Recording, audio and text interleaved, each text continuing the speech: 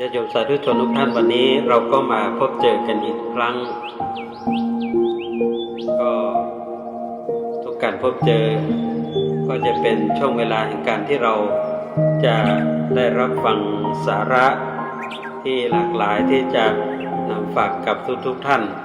วันนี้ก็จะนำเอาเรื่องของผัสสะและเวทนานำฝากกับทุกท่านผัสสะและเวทนา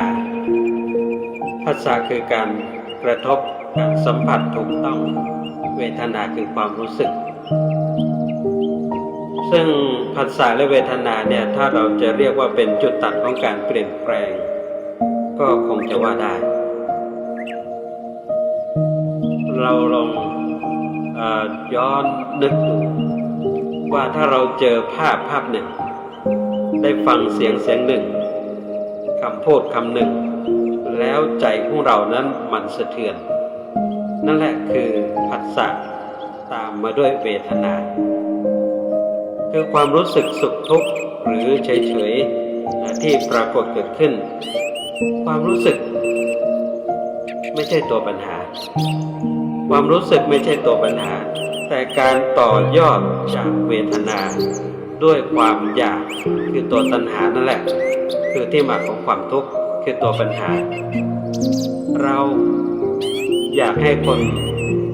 อื่นมารักเราอยากให้คนอื่นอยากให้เจ้านายมาชื่นชมเราอยากให้ชีวิตเป็นแบบที่เราวาดไว้ฝันเอาไว้เมื่ออยากก็ทำให้เรายึดเมื่อเรายึดเราก็ทุกข์เมื่อเราทุกข์เราก็วนกลับไปที่อวิชชาอีกครั้งนี่แหละญาติโยมผัสสะและเวทนาคือจุดตัดของการเปลี่ยนแปลงในชีวิตของเราเป็นอย่างยิ่งฉะนั้นผัสสะและเวทนาคือสิ่งที่เรานั้นก็ต้องพยายามตามรู้เท่าทันแล้วจะทำให้เรา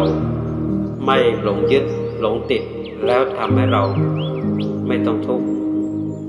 เพราะเรายึดเพราะเราถือเพราะเราอยากจึงทำให้เราพบเจอกับความทุกข์อยู่ร่ำไปก็ฝากกับทุกท่านไว้แต่เพียงเท่านี้ก็อย่าลืมที่จะกดใจกดติดตามแล้วก็คอมเมนต์ทักทายพูดคุยกันแล้วก็แชร์ต่อไปเลยนะญาติโยมทุกท่านก็ขอเจริญพร